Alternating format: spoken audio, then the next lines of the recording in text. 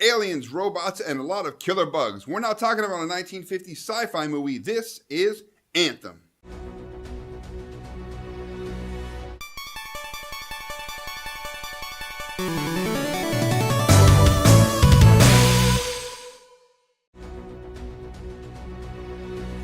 Anthem is a 2019 sci-fi online role-playing games-as-a-service looter shooter. I've already said everything I want to say about Electronic Arts and BioWare and all the stuff surrounding this game back when I did the review for the Anthem Demo a couple weeks ago. If you want to see what I think about all that stuff, go ahead and watch that. But for this, I'm going to get straight into the review, the highlights, the lowlights, whether you should play it or not. And I have 60 plus hours into this game. I've beaten the campaign, I'm in the Grandmaster 1 and all that kind of stuff. So that being said, I'm going to tell you about the good, the bad, then give you my score. So let's start with the Anthem goodness.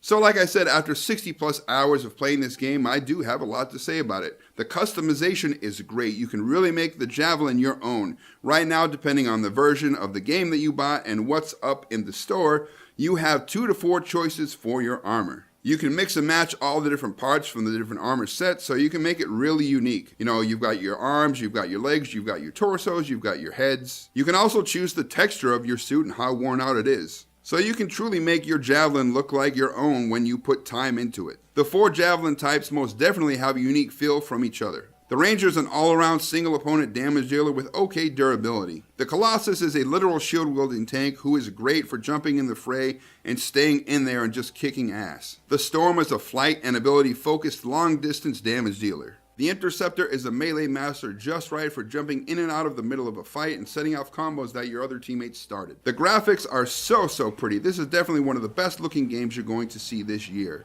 There are lots of colorful, detailed environments, gorgeous water effects above and below the surface, plus those waterfalls look super legit. The lighting, fire, explosions, abilities, and particle effects in general are just gorgeous. Even your hub world of Fort Tarsus looks great, and over time you can see cool aesthetic additions that you've unlocked added to it, like art, fountains, and other details. Around the fort there are a ton of interesting NPCs to talk to, some with really great stories that you may or may not be able to have an impact on. Even though there are only 2 conversation thread choices, the NPCs will remember what you said all the way back to the beginning of the game to well after you completed it. Your points of contact for the factions around the fort also give you nifty missions that actually weave their narrative till a decent amount of time after you defeat the game's threat. If you play the side missions as well as the main story, the campaign will last a decent amount of time and sometimes will surprise you with cool stuff. While the mission types won't keep you glued to your seat, the story, loot progression, and other things do, which kept me happily playing till after the main campaign was finished. You have a lot of cool abilities, weapons, and other additions that are ever increasing in strength like a good looter shooter should have. There are a lot of cool elemental bonuses and stat modifiers which affect how you interact with the different enemies and how strong your suit gets over time. Those elemental effects and stat bonuses will bolster your weapons, gear, suit, or all the above, making it even more efficient and deadly. And as you pimp your suits out more and more during the gameplay, it makes it even more exciting when you go out and play with other people, especially when there is a good mix of javelins on that mission. Each of the different javelin types allow different combos and can help one another out of specific jams during the missions. Even playing with random people, which is mostly what I did, can be fun. The movement throughout the world is a blast, whether you're running around, jumping, flying, or moving from enemy to enemy in combat. Again, depending on your javelin type, it can also feel really different. Flying your javelin is a great feeling. It's one of the highlights of the game, and I actually enjoyed managing the temperature of my thrusters. It can feel kind of like a mini game, you know. You'll dive through the air, you'll skim water surfaces, you'll fly through waterfalls, or you might go in full submersible mode into the deep water and all that. Every one of those things cools off your thrusters, and when you chain them together in kind of like a combo, it can be pretty exhilarating. Combat can be super fun and satisfying as fuck.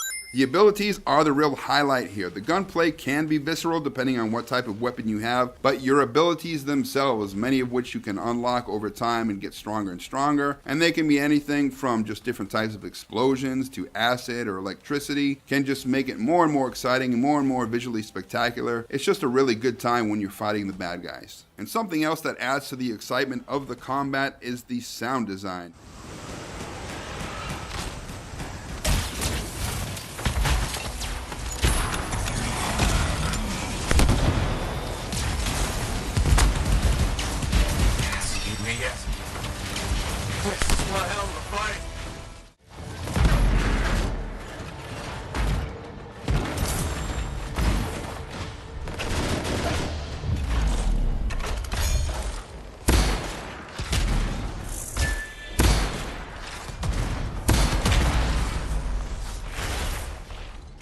The sound design is just fantastic, whether it be the ambient sounds of the world itself, the sound effects that the Javelin makes, explosions, gunfire, even the music. All of that audio enhances your experience. So make sure you're playing the game with a good set of headphones so you can communicate with other people and you can hear these amazing sound effects. Voice acting was pretty great with some of the smaller NPCs and with your faction leaders. While you have your factions at home at Fort Tarsis, the Sentinels, the Arcanists, and the Freelancers, you have other factions you have to worry about in the game, and that is your enemy factions. You have the Scar, the Outlaws, and the Dominion. Like the Javelins, they all have a unique look, feel, and playstyle. There's also various wildlife scattered throughout the world, both peaceful and aggressive. On top of your normal enemy types and those creatures, you'll also have boss battles. One minute you'll be fighting a giant mech, the next you'll be fighting an ape-like beast, and the next you'll be fighting a golem-like ash titan. These boss battles can be really tough, they can take a while, but they are rewarding and pretty fun. There is a ton of lore and backstory if you don't mind reading a lot of virtual documents in what they call the Codex. But one thing I really do love about this game that there's going to be more and more of, and that's free content and updates. So if you own this game in the upcoming months and year, you're going to get a lot of cool stuff for free. BioWare isn't going to nickel and dime us like Destiny and Bungie did. So that's what I thought was good about Anthem. Let me tell you about that Anthem Badness.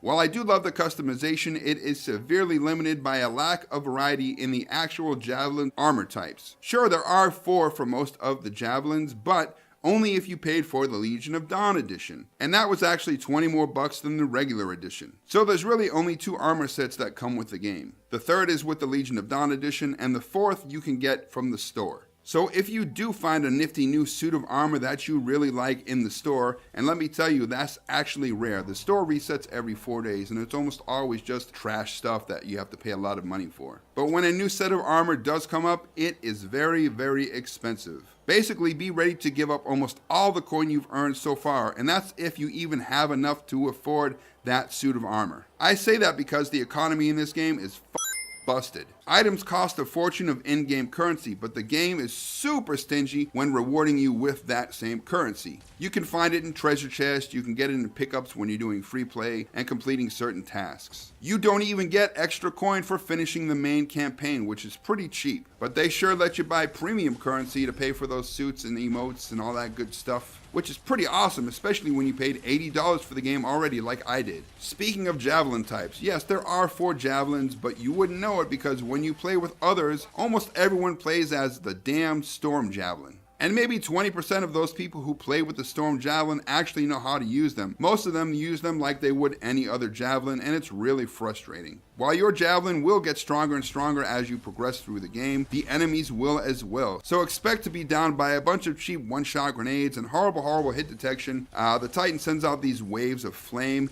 and even if you jump out of the way of the pattern of that flame, it still shows you being hit for some reason. And your hit detection isn't much better on the boss's weak spots. A lot of times you'll shoot them right in the weak spot, and it still registers as a normal hit on the armored parts, which can be pretty frustrating. While Fort Tarsis could be a cool hub, it really slows the game down to a crawl between missions. And those upgrades that I talked about earlier really take too long to get. If you're trying to keep people hooked into your game, why would you wait till the end to give them all these morale boosting rewards? How about you hand the stuff out sooner and more often? More people will stick around and play the game and will be happy with Fort Tarsis. And while we're on the topic of Fort Tarsis, when you go around trying to talk to different NPCs to get missions, it's really time consuming and it's a bit of a frustrating endeavor because you'll finish all the conversations in one area, you'll go to the other side of Fort Tarsis, finish those conversations, you look in the map again thinking you can go do one of the missions, and boom, more conversations have opened up where you already came from on the other side of the map. And to make it worse, a lot of these conversations are just mundane and bothersome. I mean, I do appreciate the effort of BioWare trying to give you a variety of people to talk to and things to hear about, but some of the NPCs are really just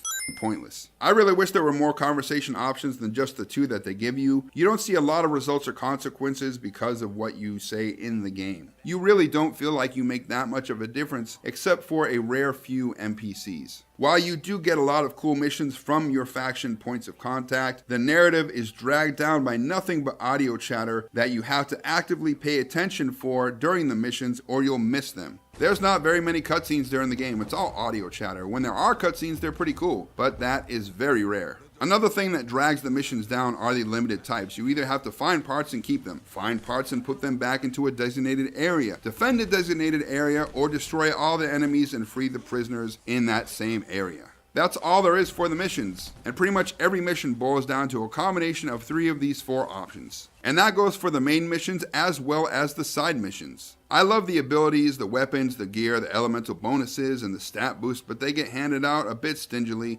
especially in the strongholds. And that's even on Grand Champion. And when you do get them, you get so many repeats, it's really frustrating. So get ready to have to go through your inventory and slowly salvage each of these repeats one by one, because there is no group salvage, which is pretty frustrating, especially when you have 20 or 30 different items. Like I said, the world of Bastion is beautiful. The art design team did really great, but it feels so samey throughout the entire map. You got streams, you have trees, rocks, old buildings, caves, sparse wildlife, and that's pretty much it. And every section of the map is just those different things rearranged in a different way. It can be a blast to play with others, but that's if they play with a team focus. Unfortunately, many people don't. They just worry about themselves. And with no ping system, without the ability to set waypoints or even communicate issues to your team, other than if you're all using headsets, it can get a little too bombastic with all the animations, the sounds.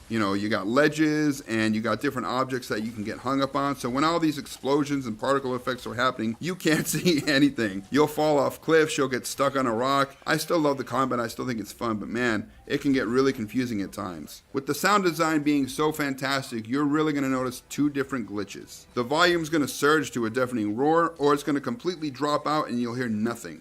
So when you have this amazing sound and amazing music, those 2 glitches really set themselves apart and stick out like a sore thumb. After a while of seeing the same enemies, it can get a little stale no matter how fun the combat is. I really hope that BioWare comes through with more enemy types and factions and bosses like they promised. And I hope they do it soon. While I do enjoy the different bosses, they get used repeatedly so much, especially in free play. In one free play session where I played for about 30 minutes, I ran into 4 different titans. And that wasn't even the special event that they had where you had to kill 4 different named titans. It was just random titans that appeared on the map. When you're playing in free play, you wait so long for world events to spawn. I've done hours and hours and hours of free play, and I think I only have 5 world events completed, which is really stupid. They really have to do better with, waypoints, with a way to communicate with the other 3 players, because there's only 4 players per server, which really sucks. I should be able to signal to them, hey, there's a big titan here, come help me fight, and they should be able to do the same. These are just quality of life issues that I hope get solved. And while I do appreciate good lore and backstory as much or more than the next guy or gal, I don't want to have to read about it in these different Cortex things. I mean, the game's fairly trash interface especially really makes it a chore, and I don't want to have to sit there and deal with that UI and reading all of this stuff. It just gets boring, and honestly, I've just skipped most of it. Which is pretty sad because BioWare were these master storytellers. What happened? Free content is great, and it's truly appreciated, and I'm saying that sincerely, but there should have been more stuff available at the launch. But the thing that really hurts this game, really hurts this game, are the bugs. Actually, it's the bugs and the loading times. The loading times are horrendous. They have patched it up and they have improved the load times and the amount of load screens or whatever, but they're still everywhere for everything you do. Every step of the gameplay loop, from traveling to cinematics to going to the forge to going to the fort, it kills the momentum of the game.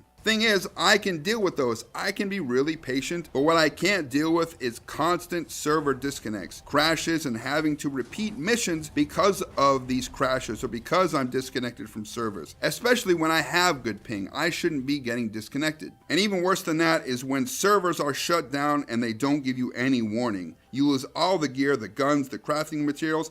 Everything you picked up in that free play session is gone. This happened to me 7 times in about 4 hours one night. I can deal with load times. I can deal with you wasting my time a little bit because of load times, but what I can't deal with is losing all of my shit, and you really waste my time because of your negligence. So I honestly love this game. I have had a legit blast playing it. Sure, I've had some pretty frustrating nights. If I had hair, I would have been pulling it. And to be honest, I am going to keep playing this game, not all the time, but every once in a while to see what they've added, to see what's new. and also when they have these special events. But, and this is a huge but, that's what she said, I would not personally recommend this game to you guys right now. I would say wait to buy it, or at least wait to really put your time into it towards the end of April, the beginning of May, when they start putting out more of that content. And that's if they follow through with what they promised. If I love the game so much, why am I saying this? Because after you finish the campaign and the few follow-up missions that are after it, there honestly isn't much to do. You've probably already reached the level cap of 30 and you can't go any higher with that. So all you can really do is grind. All you can do is repeat the contracts. Sometimes the legendary contracts come up and you maybe get a little more loot than you normally would, but they sure are harder contracts. Or you can play the same 3 repetitive strongholds, one of them being the actual end level of the game, which was pretty ballsy. And the only real reason you would do that, the only real reason you're going to try to get these contracts done, the only real reason you're going to try to get these strongholds done is because you want more of those Masterworks weapons. But the problem is, they hand them out so stingily, you only get 1 Masterworks item a mission usually. And that's not enough when you consider you're trying to upgrade 4 different javelins. All that being said, what is my score? Drum roll, please.